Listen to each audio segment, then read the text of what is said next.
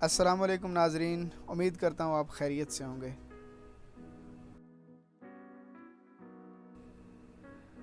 आज हम बात करेंगे ऑनलाइन टेस्ट बनाने और उसको कंडक्ट करने पर। देखें, गूगल फॉर्म के अंदर आप फ्री में ऑनलाइन टेस्ट बना सकते हैं, उसको कंडक्ट कर सकते हैं। और अगर आप कोई एकेडमी, कोई स्कूल या किसी भी किस्म का कोई इंस्टीट्यूशन चला सकते हैं, तो आप बग़ैर किसी मतलब फ़ीस के इस फॉर्म को यूज़ कर सकते हैं और आपके बच्चे बहुत ही आसानी से इस टेस्ट से मुस्तफ़ीज़ हो सकते हैं और आपका टाइम भी बचेगा और बहुत ज़्यादा हार्ड वर्क जो आप करते हैं, बार बार टेस्ट बनाते हैं, उससे भी आपकी जान छूट जाएगी। तो पहली बात तो ये है कि जब हम कोई चीज़ नई बताते हैं तो ज़ाहिर है क्वेश्चन माइंड में आता है कि हम पहले मैनुअल एग्ज़ामिनेशन कंडक्ट कर रहे हैं तो हम गूगल फॉर्म पे क्यों करें।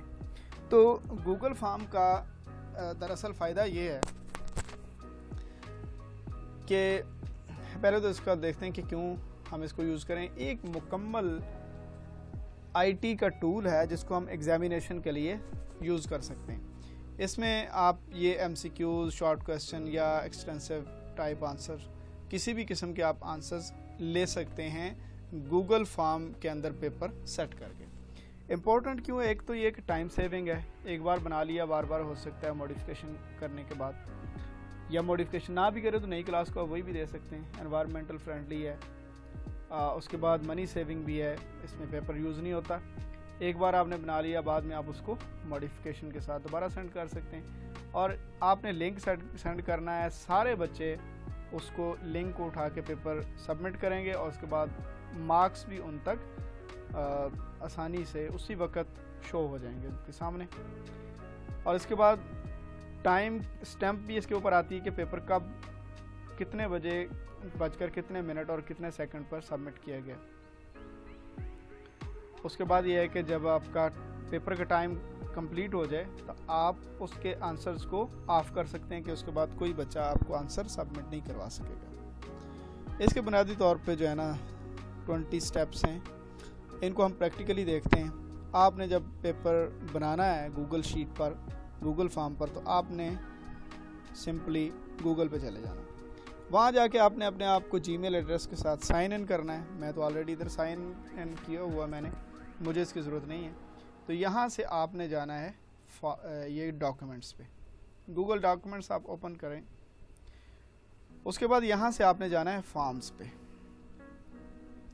फॉर्म्स पे चले गए, यहाँ से आप ब्लैंक क्विज भी उठा सकते हैं, उसके ऊपर भी आप एमसीक्यूज टाइप या शॉर्ट क्वेश्चन टाइप या कोई भी आप बना सकते हैं।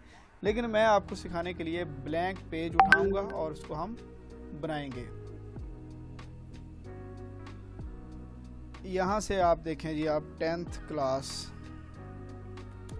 पीएसटी का पेपर बनाना चाहते हैं आप, यहाँ पे भी ये आ गया। डिस्क्रिप्शन में लिख दें कि इतना टाइम है इसका, इतने इसके मार्क्स हैं, सो एंड सो, ठीक है, जो मर्जी लिख दें। पहले हम नेम सेट करते हैं जी, बच्चे यहाँ पे नेम लिखें, तो इसने फ़ौरन से शॉर्ट क्वेश्चन में उसको, शॉर्ट आंसर में उसको चेंज कर दिया। दूसरे में आप लिखें जी रोल नंबर बच्चे का क्या होगा, तीसरे में आप लिखें जी सेक्शन उसका क्या होगा, क्लास आपने ऊपर लिख दी। ये 3 चीज़ें आपने कलेक्ट कर ली। उसके बाद आप यहाँ से नया सेक्शन ऐड कर दें। ये चीज़ें करने के बाद बच्चा अगले सेक्शन में गया तो आपने कहा जी ये MCQ सेक्शन है, ठीक हो गया। MCQ सेक्शन में हम क्वेश्चन ऐड करते हैं। पहला क्वेश्चन हमने क्या ऐड करना है कि who was the first governor of state bank of Pakistan, ठीक हो गया। तो ऑप्शन नंबर 1 क्या है, जाहिद हुसैन। ऑप्शन नंबर 2 क्या है, लियाकत अली खान। ऑप्शन नंबर 3 क्या है, जफर अली खान। ऑप्शन नंबर 4 क्या है, नन ऑफ दीज, ठीक हो गया। ये आपने एक क्वेश्चन जो है ना MCQ टाइप बना लिया। अब यहाँ पे एक इम्पॉर्टेंट बात है कि आपने सेटिंग में जाना है, क्योंकि हमने इसको MCQ में अभी कन्वर्ट करना है। अभी ये सिंपल फॉर्म है। जनरल में देखें कि आप बच्चों का ईमेल एड्रेस कलेक्ट करना चाहते हैं, और आप चाहते हैं कि एक बच्चा सिर्फ एक ईमेल एड्रेस पे एक बार ही आंसर सबमिट करवा सके और सबमिट करवाने के बाद वो एडिट कर सके या ना, अगर आप इसको चेक कर देंगे वो कर देते हैं तो वो दोबारा एडिट कर सके, लिहाजा हम चाहते हैं कि ना करें। हाँ, अपनी समरी वो सबमिट करवाने के बाद देख सकेगा। प्रेजेंटेशन में हम क्या करते हैं, शो प्रोग्रेस बार, शफल, अगर आप चाहते हैं क्वेश्चन आगे पीछे उसको नज़र आए तो यहाँ से आप क्लिक कर दें, ये उसको सबमिट करवाने के बाद ये मैसेज जाएगा। ठीक हो गया। क्विज़, आप इसको मेक दिस अ क्विज़ बनाएं। क्विज़ बनाने के बाद ये बात है कि आप फौरी तौर पे जब बच्चा पेपर सबमिट करवाएगा तभी आप उसको स्कोर दिखाना चाहते हैं। एमसीक्यूज़ का स्कोर तो फ़ौरन नज़र आ जाता है, या फिर मैनुअली आप बाद में स्कोर को रिलीज़ करेंगे। दोनों ऑप्शन आपके पास मौजूद हैं। ये मैं बाद में भी आपको दिखा दूंगा कि ये ऑप्शन कहाँ पे आएगा। यहाँ से हमने सेव किया, जैसे हमने सेव किया तो इस क्वेश्चन के नीचे ये आंसर की आ गया। आंसर की में आपने यहाँ पे जितना भी स्कोर डालना चाहते हैं, मैं 2 पॉइंट्स मैंने डाल दिए। और आंसर क्या आप इसका सेट करना चाहते हैं, जाहिद हुसैन, आपने इसको डन कर दिया। क्वेश्चन नंबर 2, उसके बाद क्वेश्चन नंबर 3, जितने मर्जी क्वेश्चन डालते जाएं और उनके बाद में आपने आंसर की सेट करते जाना है, इनको इस तरह एडिट करके। उसके बाद आप नेक्स्ट सेक्शन डालना चाहते हैं शॉर्ट क्वेश्चन का। ठीक हो गया,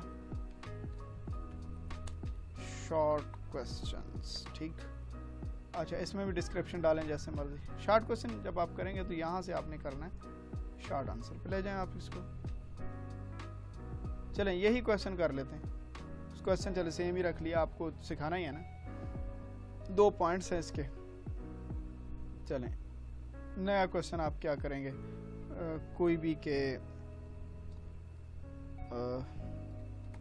which country is present in the east of Pakistan. तो यहाँ पे आप आंसर लेंगे। नेक्स्ट सेक्शन हम ऐड करते हैं यहाँ से लॉन्ग क्वेश्चंस। ठीक हो गया। जब लॉन्ग क्वेश्चन ऐड किया तो इसमें हम क्वेश्चन भी ऐड करते हैं। क्वेश्चन क्या है कि right a note on the initial challenges of Pakistan just after its birth। लें जी, यहाँ पे पैराग्राफ आ गया,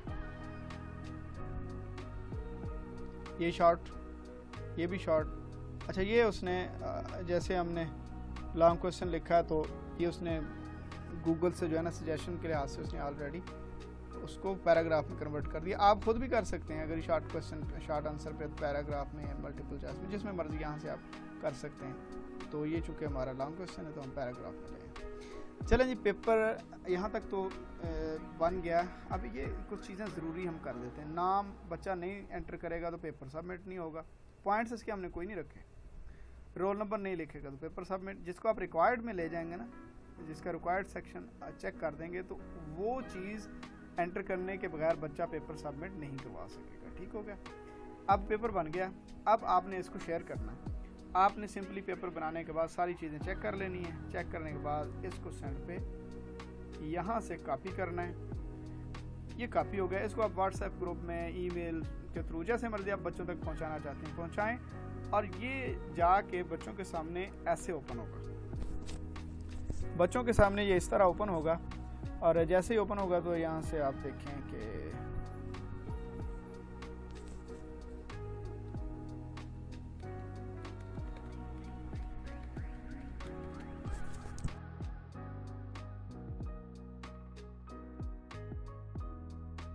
तो उसके सामने ये ओपन हो गया। तो वो अपने आंसर भी चेक कर सकेगा। बिलफर्ज अगर किसी क्वेश्चन का आपसे गलत आंसर सेट हो गया तो वो भी आपने बाद में जब करेक्ट करेंगे तो उसका बिल्कुल सही, फॉर एग्जांपल इसका आपने सेट कर दिया था पहले क्वेश्चन का, यहाँ पे देखते हैं। पहले क्वेश्चन का आपने सेट कर दिया था ज़फ़र अली खां। ठीक हो गया। तो जब बच्चे ने सबमिट किया ना, ये देखना ज़रा, तो बच्चे को 2 मार्क्स मिले। उसने कहा जी पहले वाले के जाहिद हुसैन गलत है भाई, दूसरे वाले के जाहिद हुसैन ठीक है। तो बच्चे ने जब कंप्लेन की तो आपने क्या करना, आपने सिंपली यहाँ पेपर पे जाना और उसकी आंसर की को आपने जायद हुसैन कर देना। तो दोबारा से बच्चे को पेपर देने की ज़रूरत नहीं होगी, बच्चे का उसी जगह पे आंसर अपडेट हो जाएगा। ये इस तरह ठीक हो गया। ये बाद में मॉडिफाई भी आप कर सकते हैं। तो अब पेपर तो मुकम्मल हो गया। अब आप चाहते हैं कि बच्चे अब मज़ीद पेपर सबमिट ना करवा सकें, तो आप रिस्पॉन्सेज पे जाएं। ये पहले ऑन होगा इस तरह, तो उसके बाद आपने इसको ऑफ़ कर देना है। ऑफ़ हो गया। अब कोई बच्चा पेपर सबमिट नहीं करवा सकेगा। अब आप देखना चाहते हैं शीट के बच्चों के मार्क्स कितने आए हैं। ज़ाहिर है एमसीक्यूज़ के मार्क्स तो फ़ौरन से नज़र आ जाते हैं, बच्चों को भी और आपको भी आ सकते हैं। यहाँ पे आपने शीट पे चले जाना है। शीट पे जाने के बाद आपको इस तरह मिलेगा कि ये ईमेल एड्रेस था जी, इतना उसका स्कोर था, ये उसका नाम था, ये उसका रोल नंबर था, ये सेक्शन था, और किस किस क्वेश्चन का उसने क्या क्या आंसर दिया, ये सारा कुछ इधर मौजूद है। तो उसके बाद आप यहाँ से उनका आंसर मैनुअली भी उठा के कहीं ग्रुप में या जहाँ मर्ज़ी आपने प्रिंट करना या महफूज करना तो आप कर सकते हैं। तो ये था जी आज ऑनलाइन पेपर बनाने, उसको कंडक्ट करने और आंसर्स कलेक्ट करने और उसके बाद रिस्पॉन्सेस को असेस करने का पूरा तरीक़ाकार। उम्मीद है आप इस तरीके से मुस्तफ़ीज़ होंगे और आप अपना टाइम और बच्चों का टाइम बचा सकेंगे। अपना बहुत सारा ख्याल रखिएगा। अल्लाह हाफ़िज़।